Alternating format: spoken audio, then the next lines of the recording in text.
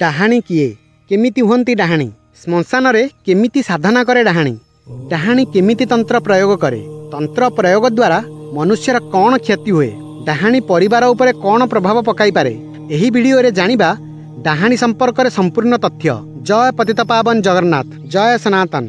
आपण देखुछंती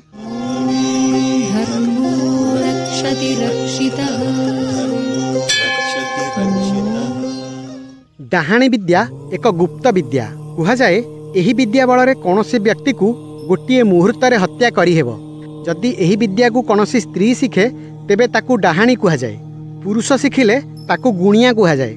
संसार रे एमिति किछि लोक अछंती जेउ माने अंधविश्वास द्वारा चलीथिबा तंत्र साधना माध्यम रे राताराति सफलता एवं धनवान हेबाकू चाहिथांती। एमिति अनेक लोक अछंती जेउ माने अन्यर क्षति करिबा उद्देश्य रे तंत्र प्रयोग करिबाकू आसीथांती। जदि केही निज परिश्रम रो ऊपर को उठी थाए तेबे तार सफलता रे ईर्षा करी तार परिवार उपरे तंत्र प्रयोग करिथांती। एही सबु विद्या सहर मानंकरे कम एवं ग्रामांचल रे अधिक देखिबाकू मिले। जेउ माने एभली प्रयोग करिथांती सेमानंकू एहार कुपरिणाम भोग करिबाकू पड़िथाए। वर्तमान समय रे तंत्रर अर्थ को गुणीटुणी भितर सीमित कर दिया जाइछि। आसंतु जानिबा डाहाणी विद्या संपर्क रे। एही विद्या बहुत पुरातन विद्या। जेउ व्यक्ति एही विद्या शिक्षा करे से एते सतर्क होई करिथाए एपरिकी तार परिवार लोक मध्य जानि पारंती नहीं। विद्या शिखि सारिबा परे से जेते अधिक बुढ़ा बा बुढ़ी हुए तार शक्ति सेतिकी सेतिकी बढ़ी थाए। एही विद्यार देवी हेउछंती डाकिनी। आम पूर्व भिडियो रे डाकिनी संपर्क रे विस्तृत भाव में कुहा जाइछि। एही डाकिनी साधना ही हेउछि डाहाणी विद्या। डाकिनी संस्कृत शब्द, हिंदी रे डायन, ओडिया रे डाहाणी कुहा जाए। एही विद्या को प्रायतः स्त्री लोक माने शिखंती। थरे एही विद्या को शिखिबा परे एही विद्याठू मुक्ति पाइबा बहुत कठिन। केही लोक अजाणतरे किंबा एही विद्या द्वारा हेउथिबा फायदा पाई शिखि जानती, किंतु एहा परे एहा द्वारा हेउथिबा क्षति कौन जना पड़े। एही विद्या द्वारा अल्प समय रे काहाकू भी हत्या करी हुए। विद्या शिखिथिबा व्यक्ति अत्यंत चालाक होइथाए।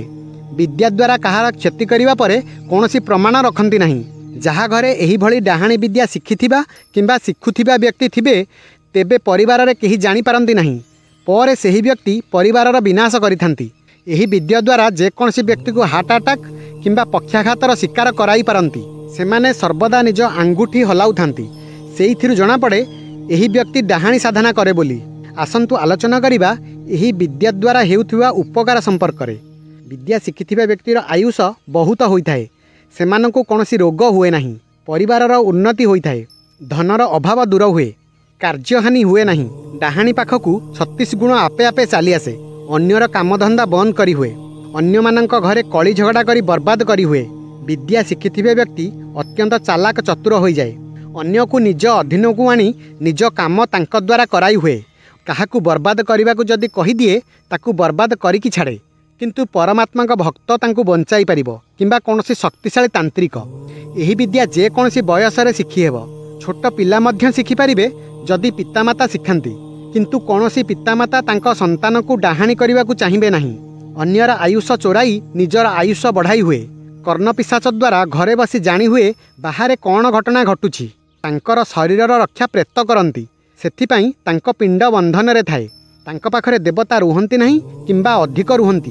अति अल्प समय रे काहार भी जीवन नहीं हुए। बयस जेते बढ़ी थाए शक्ति सेते वृद्धि पाए। लोकंकु मारिबा पाई 32 बाण तांक पाखरे थाए एवं प्रत्येक बाण अत्यंत शक्तिशाली। आसंतु जानिबा एही विद्यार अपकार विषय रे। एही विद्या जी शिखि थाए से निज मुहरे कहि पारे नहीं एही विद्या शिखिछि बोली। कहिबाकू चेष्टा कले कहिबा पूर्वरु ता पाखरे थिबा प्रेत ताकू गुंगा करि दिए किंबा एमिति शारीरिक जंत्रणा दिए जेमिति तार साहस हुए नहीं कहिबाकू। जदि भी से कहि दिए डाहाणी बोली तेबे आपण माने जानिछंती डाहाणी बोली जानिला परे लोक माने ता प्रति किपरि व्यवहार करिवे। एमानंक जीवन अत्यंत दुखपूर्ण होइथाए। साधारण लोकंक परि न होई कष्टपूर्ण जीवन बिताई थांती। मृत्यु पूर्वरु डाहाणी को 4-5 जन शिष्य करने पड़ी थाए। सेथिपाई निज परिवार किंबा अन्य काहाकू निजर शिष्य करी डाहाणी विद्या शिक्षा देई थाए। डाहाणी संपूर्ण रूपे शैतानर गोलाम हो जाए। जेउठाकू जाए कौनसी काम तार मन लगी न थाए। मृत्यु परे हजार हजार वर्ष प्रेत जोनि रे भ्रमण करने पड़े। मानव जोनि रे सुख नहीं एवं मृत्यु परे मध्य सुख नहीं। डाहाणी ना स्वर्ग जाए ना नर्क भोग करे। आत्मा प्रेत जोनि रे पृथ्वी रे घूरी बुले। डाहाणी विद्या शिखिबा परे निज पुओ किंबा स्वामी परी अति प्रियजनकर बलि आवश्यक होइथाए। बलि नदेवा पर्यंत पाखरे थिबा प्रेत हैरान करिथाए। शेषरे बाध्य होई बलि देइथाए। एही विद्या द्वारा भल काम करि हुए नाही, केवल खराब काम करि हुए। डाहाणी विद्या शिखिबा परे प्रेतजनी पाइबा सुनिश्चित। अन्य को बर्बाद करने केवल एमानकर लक्ष्य होइथाए। डाहाणी अन्य को केबे सुखी देखिपारे नाही। जहाकू ईर्षा करती ताकू सारा जीवन हैरान करती। निज इच्छारे मृत्यु पाइपारे नाही। अर्थात डाहाणी केबे चाहिले भी आत्महत्या करिपारे नाही। क्रोधरे निज पुत्र कन्या को मध्य मारिपारे। एही विद्या थरे शिखिबा परे एथिरु मुक्त होई परिबो नाही, एपरिकी मृत्यु परे मध्य नुहे। आसंतु जानिबा डाहाणी किपरि हुअंती।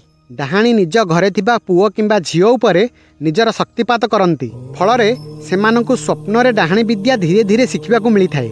जेतेबेले तार विवाह होई जाए तापरे तार डाहाणी गुण आसी जाए। एहाकु शिखिथिबा नारी पुरुष राक्षसर गोलाम होइथाए एवं ताकु सबुबेले भोग देबाकु पड़िथाए।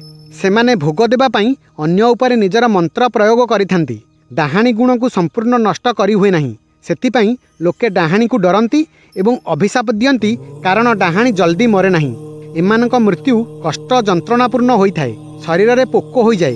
एमाने अन्यर आयुष्य चोराई अधिक दिन बंची थांती एवं जेते बयस बढ़े सेमानक शक्ति सेते बढ़ी थाए। एही डाहाणी विद्या धर्म विरुद्ध होइथाए। समस्त वाममार्गी तंत्र विद्या धर्म विरुद्ध होइथाए। जीए संसार रे थिबा समस्त कथारे थिबा नकारात्मक गुण को देखंती, शास्त्र नियम परंपरा एवं व्यवहार विरोधी सेमानकु वाममार्गी कुहा जाए। डाहाणी एक वाममार्गी विद्या। एभଳି व्यक्ति धर्म को कलंकित करिथांती, समाज को दूषित करिथांती। एही कथा वाल्मीकि रामायण एवं अन्य शास्त्र रे मध्य लिखित अछि।